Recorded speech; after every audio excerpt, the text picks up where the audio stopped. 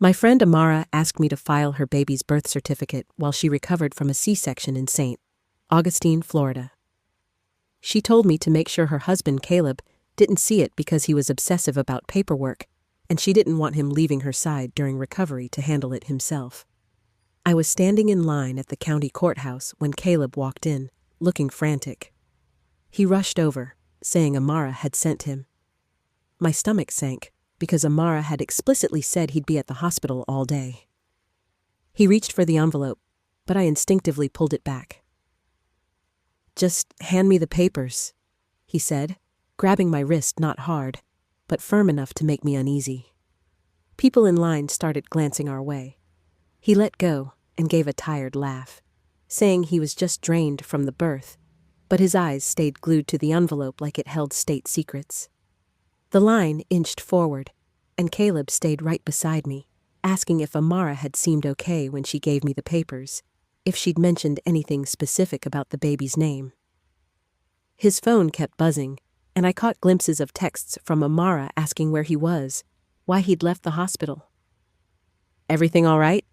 he asked, ignoring the texts and stepping closer, saying he needed to check the forms for errors before filing. I told him they were sealed, but he said we could get new ones, no problem. "Just open it quick." An older man behind us asked if everything was okay, and Caleb snapped at him to stay out of it. Security started watching us. Caleb noticed and lowered his voice, but his hand kept twitching toward the envelope. He started talking about how emotional women get after giving birth, how they make impulsive choices, how Amara wasn't thinking straight. The way he said it sent chills down my spine. As we neared the counter, Caleb tried negotiating.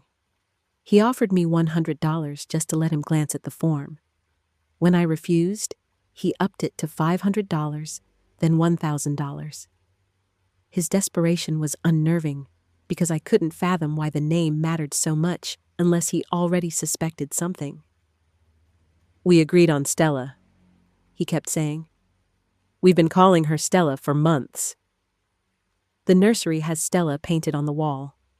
Then he switched tactics, pulling up photos on his phone of a beautifully decorated nursery with Stella spelled out in wooden letters above the crib. "Look what I built for her," he said, his voice cracking. "I spent 3 months on that room, the constellations I painted by hand." "You're going to let her ruin our family over some postpartum irrational decision?" When I still wouldn't hand over the envelope, he dropped to his knees right there in line, grabbing my hand, begging to see it, saying he was her father and had rights. People were filming us now. At the counter, Caleb tried to cut in front of me, but I was already passing the envelope to the clerk. He was talking about being the father, needing to verify details, but the clerk had opened it and was reading. "Baby girl, born yesterday. Mother, Amara Bennett. Father, Caleb Bennett." She paused at the name line, her eyebrows lifting slightly. Caleb leaned over the counter, trying to see. "What's her name?" We agreed on Stella. Stella Rose Bennett. But the clerk was frowning, glancing between the paper and Caleb. I could see Amara's distinct handwriting, her signature teal ink. Caleb was getting louder, demanding to know his daughter's name. People backed away from us. The clerk asked Caleb to confirm he was the father, and he fumbled out his ID, hands trembling. She checked it, then looked at the paper again, then at me with a look like she'd seen this kind of drama before. "Ma'am, did the mother fill this out herself?" I nodded. Caleb was practically climbing over the counter now. Security was moving toward us, hands on their radios. "Just tell me what name she wrote," Caleb pleaded, his voice raw with something that made me realize Amara wasn't just worried about him obsessing over paperwork. She was hiding something specific. The clerk looked at me like she needed my okay, and I shrugged, unsure. She turned the paper toward Caleb, and I watched his face shift from flushed to pale to flushed again. His body went rigid. He stared at the paper for what felt like an eternity, not moving, not breathing. Then he let out this guttural sound, like an animal in pain. A security guard stepped closer. Caleb's hands balled into fists, and he turned to me, eyes blazing with rage. "Evan," he said, his voice low and cold. "She named our daughter Evan." He turned to me slowly. "That's her ex-boyfriend's name, the one who died last year. The one she swore meant nothing to her." His fist slammed through the drywall beside my head as he screamed, "She's still in love with him!"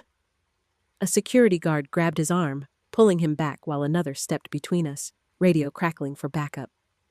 Caleb fought to get past them, but they held him firm, telling him to calm down or they'd call the police. The clerk stamped the birth certificate with swift, practiced motions, finalizing it before anyone could intervene.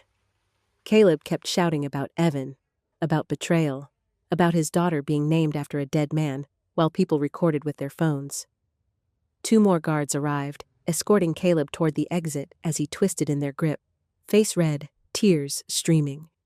The older man from the line touched my shoulder and asked if I needed someone to walk me to my car, his eyes kind but worried. I nodded, legs shaky, hands trembling from how close Caleb's fist had come to my face. The guards had Caleb outside now, but I could hear him yelling through the glass doors. My phone buzzed, and when I pulled it out with unsteady fingers, I saw Amara's name. I texted that Caleb knew about the name and hit send. 3 dots appeared, vanished, then reappeared before her reply came. 3 words that twisted my stomach further. The older man stayed with me as we walked to the exit. Through the windows, I saw Caleb pacing by his car in the parking lot, security nearby. 1 guard signaled for me to wait inside while he went to speak to Caleb. I watched them argue, Caleb pointing at me through the glass, shouting something I couldn't hear but could guess from his furious gestures. The guard returned and said he'd escort me to my car to ensure I got out safely. We walked out and Caleb lunged toward us, but the other guards blocked him. He screamed that this wasn't over, that I'd helped Amara steal his daughter, that I'd destroyed his family. The guard stayed between us, walking me to my car, waiting as I fumbled my keys and got inside. I started the engine and pulled out, checking my mirrors constantly, half expecting Caleb's car to tail me. My hands shook so badly I had to pull over 2 blocks away to breathe and steady myself enough to drive. I texted Amara, asking what she wanted me to do next. She replied with short messages, asking me to go to their house and grab her teal robe from the closet and the baby's going home outfit from the nursery. She didn't mention Caleb, the name, or the courthouse chaos, just practical requests, like everything was fine. Her calmness felt off when her husband had just punched a wall and learned about the name. I drove to their house in St. Augustine, using my spare key to get in. The silence inside felt oppressive, wrong. The nursery door was open, revealing wooden letters spelling Stella on the wall. Hand-painted galaxies Caleb had spent months creating. I found the going-home outfit in the dresser, a tiny lavender onesie with a matching cap and mittens. In their bedroom closet, I grabbed Amara's teal robe and noticed a box tucked behind some jackets. I didn't mean to pry, but it was half open, revealing photos inside. I drove to the hospital with a bag of clothes, my mind racing with questions I didn't know how to ask. The maternity ward in St. Augustine Medical Center was quiet when I arrived. Amara was propped up in bed, pale and exhausted from the C-section. She wouldn't meet my eyes when I handed her the bag, just muttered thanks and asked me to hold the baby while she changed into the robe. The baby was tiny in my arms, wrapped in a hospital blanket with a knit cap. Her wristband read, "Baby Girl Bennett. No first name yet." Amara moved slowly, wincing as she put on the robe. The pain meds clearly not enough. When I finally mustered the courage to ask about the name, she looked at the baby in my arms, tears welling. She said quietly that during labor, at the peak of the pain, she had an overwhelming memory of Evan and couldn't let him go. She said the baby had his eyes, the same shape and color, and she knew Caleb would never understand why it mattered so much. She admitted she knew it was wrong, but in that moment of grief, pain, and hormones, she couldn't write Stella. I helped her with the first feeding, holding the bottle as she guided my hands. The baby made soft, sucking sounds, her tiny fingers curling around mine. Amara's hands trembled as she watched, and I realized she was terrified of what came next. Caleb's reaction, custody fights, everything unraveling. I'm really curious why Amara chose me to file such a sensitive document if she knew it could explode like this. Sending someone else to handle something so personal while claiming Caleb was just particular about paperwork feels off. We sat in silence, save for the baby's feeding sounds and distant beeps from hospital machines. Around 7 that evening, Caleb appeared in the doorway, looking wrecked, face swollen, eyes red from crying, demanding to speak to Amara alone about their daughter. A nurse stepped in immediately, firmly stating that all visitors needed to stay calm or leave. Caleb gripped the doorframe, knuckles white, trying to control himself. The nurse pressed a button on the wall, speaking quietly into the intercom, requesting assistance in room 314. Within minutes, an older woman arrived with a folder, her badge reading, Sonia Patel, Social Services. Her calm presence shifted the room's energy. She asked Caleb to step into the hallway. The moment he was gone, Amara started sobbing, clutching the baby to her chest. Sonia returned after 15 minutes and asked to speak with each of us separately about the day's events. She interviewed me first in a small conference room, taking detailed notes about the courthouse incident, asking about the wall punch and if I felt threatened.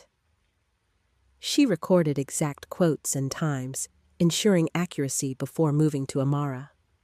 Sonia returned 20 minutes later and met with Amara and Caleb separately, her folder now thick with notes. She told Caleb he could only visit during specific hours with staff supervision, which made him leap from his chair, knocking it over. He insisted he was the father with rights, but Sonia calmly explained this was about safety while emotions ran high. The security guard from the courthouse took Caleb's photo, adding it to a watch list on his computer. Caleb's face grew redder with each rule Sonia outlined, his hands clenching like he wanted to grab something, but there was nothing to hold. Later that night, after I got home, I couldn't resist checking Instagram and X. My stomach dropped when I saw 3 videos of Caleb punching the wall at the courthouse going viral. Comments were brutal, hundreds calling him abusive, unhinged, though some defended him, saying they'd lose it too if their wife named their kid after an ex. One video had over 50,000 views, and I was clearly visible, looking terrified as Caleb screamed about Evan. My phone buzzed at midnight with a text from Caleb that chilled me. He said I'd destroyed his family and was considering suing me for emotional distress, claiming I'd conspired with Amara to humiliate him publicly. I screenshotted it and didn't reply, lying awake for hours, wondering if he was partly right about my role in this mess. The next morning, my phone exploded with messages from our friend group, everyone taking sides like it was a game. Half thought Amara was cruel for the name choice. The other half said Caleb's reaction proved she was right to hide it.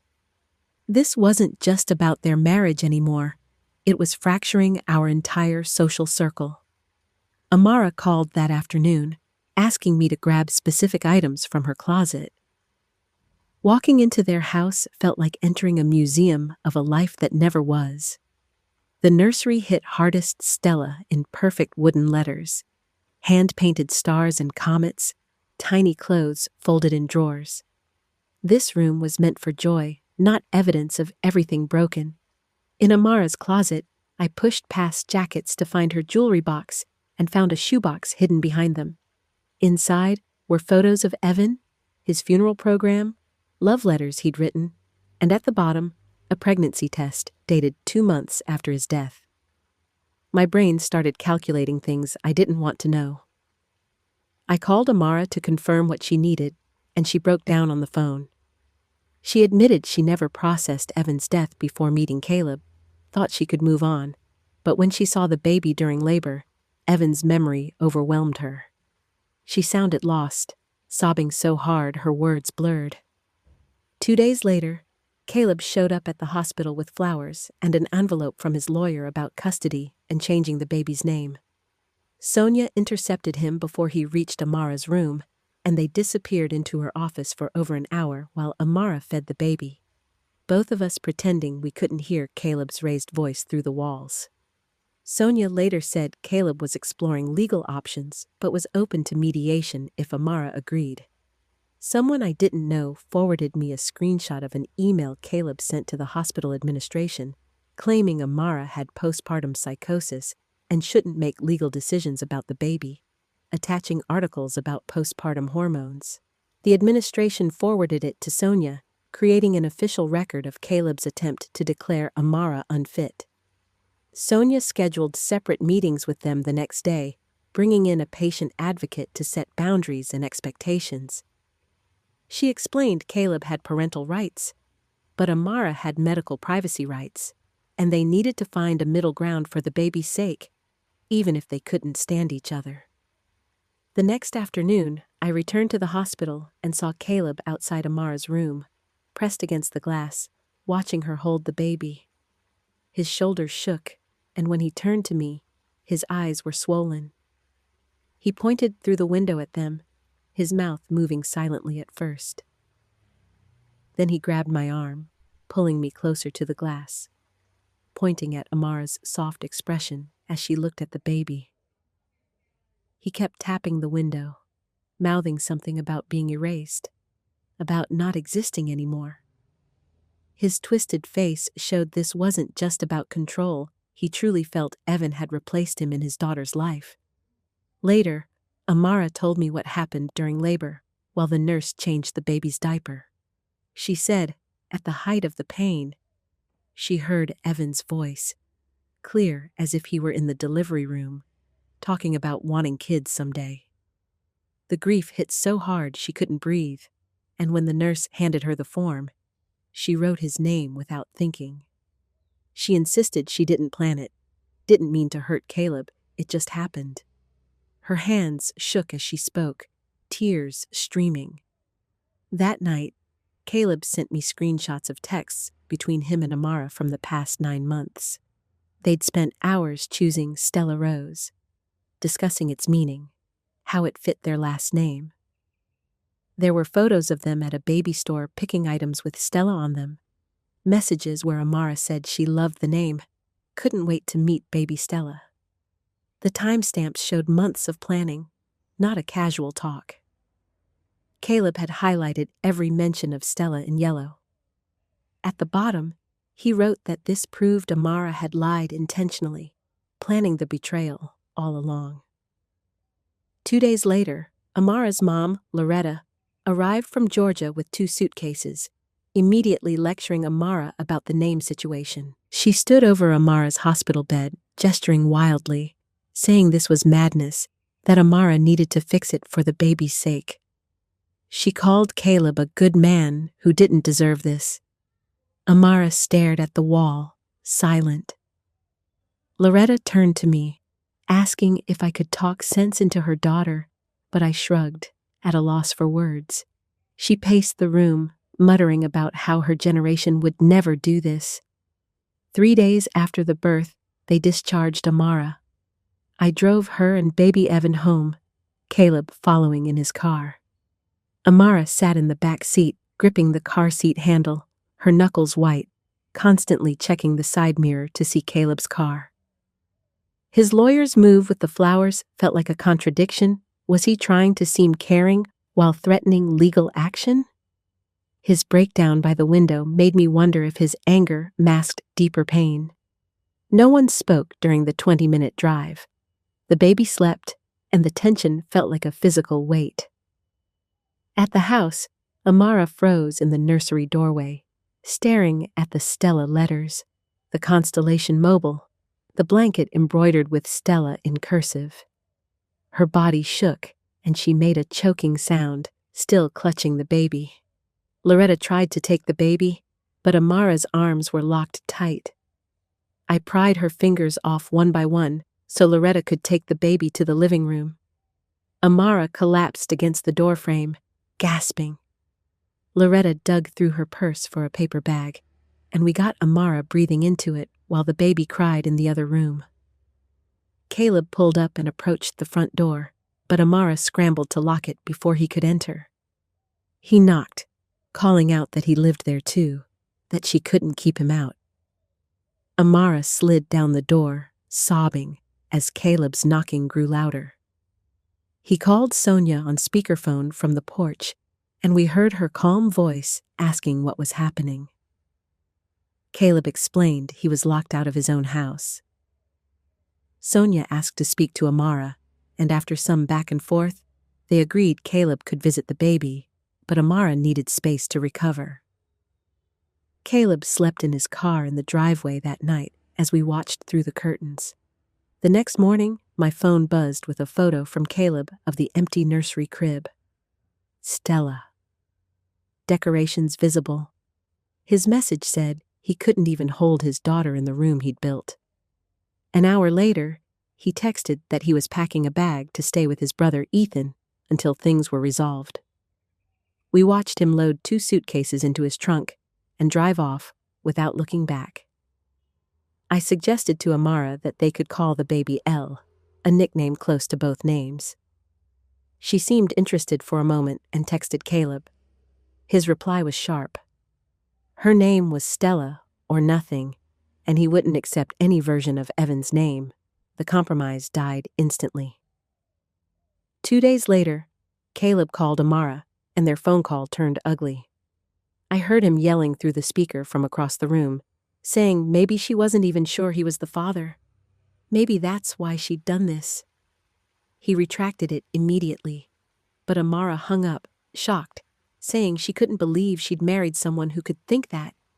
She tried pulling off her wedding ring, but her finger was still swollen from pregnancy, so it wouldn't budge. She twisted and tugged, tears falling. 3 days later, at the baby's first pediatrician visit, the waiting room was full of happy families. Amara sat alone, holding the carrier. The nurse called us back, taking measurements and writing on her clipboard. When asked for the baby's name, Amara whispered, "Evan," and started crying. The nurse typed it into the computer, eyebrows raised but silent, glancing at Amara while checking the baby's weight and length. The doctor examined the baby, watching Amara's face. Everything was fine physically, but he seemed concerned about her emotional state.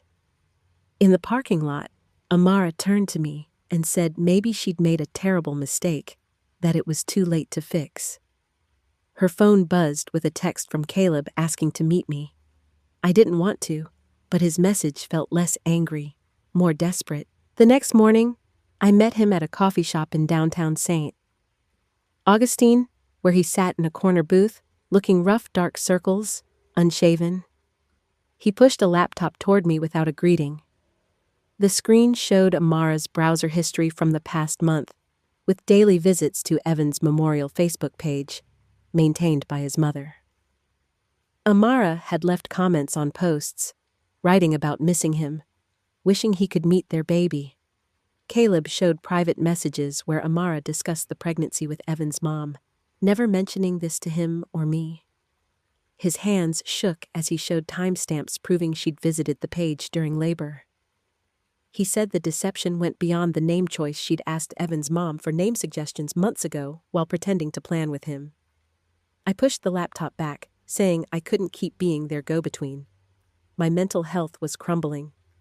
Caleb nodded and said Sonia had referred them to Ezra Cohen, a therapist specializing in high-conflict newborn situations. They'd agreed to go, though Caleb wanted separate sessions initially. A week later, I drove them to Ezra's office. Caleb went first, while Amara and I waited in the lobby with the baby. After an hour, he emerged, face red but calmer. Amara went next, handing me the carrier. She came out crying but seemed lighter. Neither shared details, but both agreed to continue. Ezra emailed them session summaries. Caleb's mentioned fear of replacement and control issues. Amara's cited unprocessed grief and postpartum vulnerability. Seeing their pain in clinical terms helped them see it was bigger than stubbornness. At their next joint session, Ezra explained that changing the birth certificate required both parents' consent or a costly, lengthy court order. He urged emotional healing first. Caleb struggled, but agreed to try. Amara texted Caleb, offering to add Stella as a middle name. Evan Stella Bennett. Caleb rejected it, saying it still prioritized the X. Every compromise seemed to worsen things. Loretta pulled me aside, saying they were both stubborn, hurting the baby, and should pick a new name. Neither would consider it. Monday morning, I returned to work after 2 weeks, unable to focus, constantly checking my phone for crisis texts. My boss noticed my distraction and asked if I was okay. I told her about the birth certificate and courthouse. She listened, then handed me an employee assistance counseling brochure, saying I looked traumatized. I took it, realizing she was right. That afternoon, my phone blew up with calls from unknown numbers. Caleb's mom left a voicemail saying I'd enabled Amara's cruelty and ruined her son's life. His sister sent screenshots of Caleb's ex-posts about the name, with family comments calling me an accomplice. I blocked numbers, but messages kept coming through mutual friends, taking sides. My Instagram was flooded with angry DMs from strangers blaming me for not stopping Amara at the courthouse. The social fallout spread faster than I could handle. Sonia visited Amara's house with assessment forms, evaluating her mental state for 2 hours sleep, appetite, intrusive thoughts, bonding with the baby. Amara scored moderate on the postpartum depression scale, not unusual but needing treatment. Sonia arranged a psychiatrist appointment for Amara, prescribing breastfeeding-safe medication and weekly therapy. Caleb learned of the diagnosis through his lawyer and began telling everyone Amara had postpartum psychosis, not depression. Ezra emailed him, clarifying the clinical difference and warning against false claims in legal proceedings.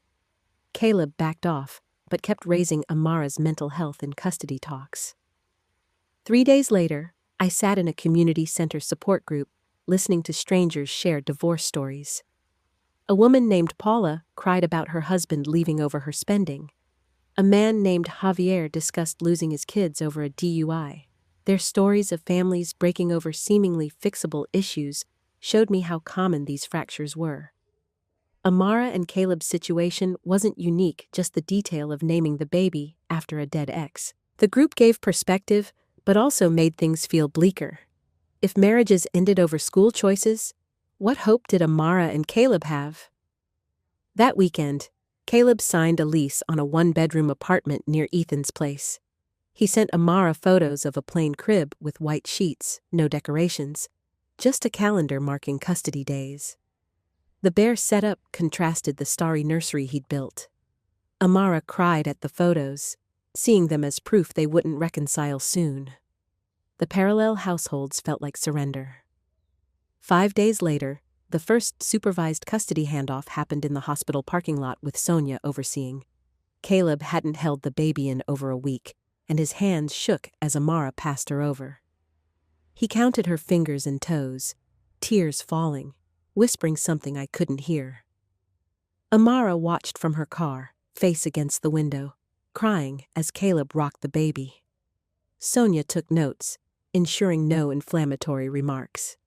The 20-minute handoff felt eternal with their radiating grief. When Caleb returned the baby, he kissed her forehead 3 times before walking to his car without looking at Amara. 2 days later, a certified letter arrived, needing a signature, the official birth certificate. Caleb was in the garage picking up tools when Amara opened it at the kitchen table. The government seal made Evan Bennett look permanent in black ink. Caleb froze in the doorway, staring at the document for a full minute, silent. Then he turned and left without a word, driving away.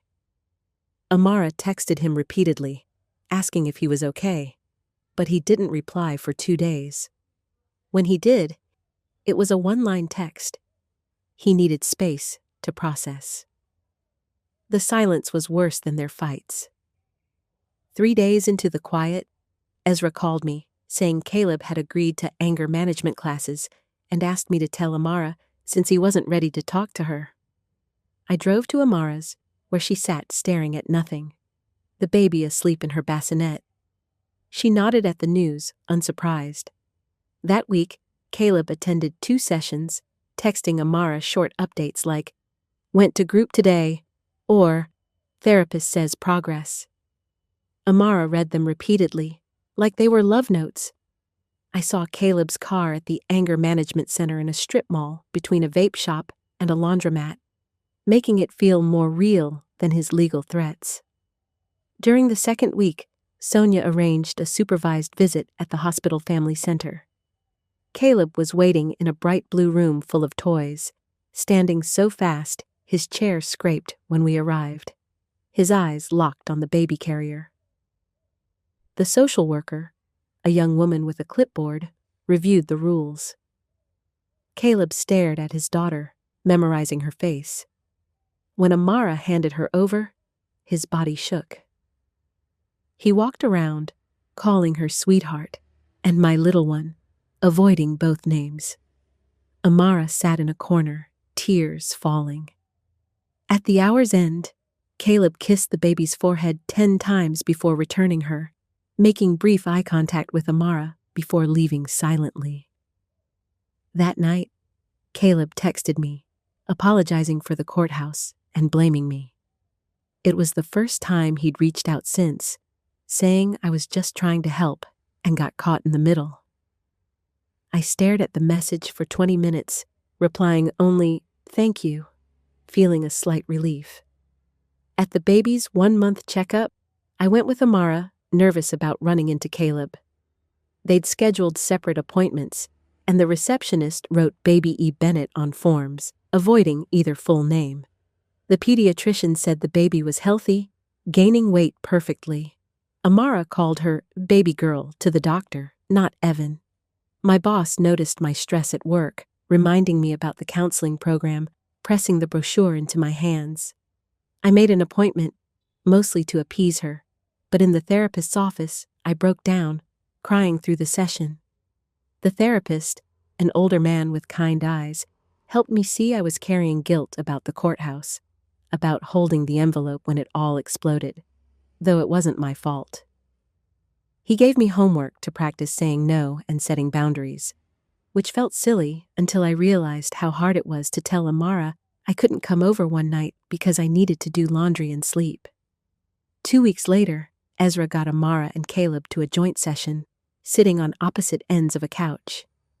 He focused them on the baby's needs, not their pain. They signed papers halting legal proceedings for 90 days and agreed to a schedule. Caleb got every other weekend and Wednesday evenings, with pickups at Sonia's office to avoid contact. A month into this, I met Amara at a park near her house. She pushed the baby in a stroller, looking tired, but calmer. She said she and Caleb had a call about the baby's feeding schedule without fighting, even agreeing on formula when she stopped breastfeeding a small miracle. 2 weeks later, Ezra got Amara and Caleb to a joint session, sitting on opposite ends of a couch. He focused them on the baby's needs, not their pain. They signed papers halting legal proceedings for 90 days and agreed to a schedule. Caleb got every other weekend and Wednesday evenings, with pickups at Sonia's office to avoid contact. A month into this, I met Amara at a park near her house. She pushed the baby in a stroller, looking tired but calmer. She said she and Caleb had a call about the baby's feeding schedule without fighting, even agreeing on formula when she stopped breastfeeding a small miracle.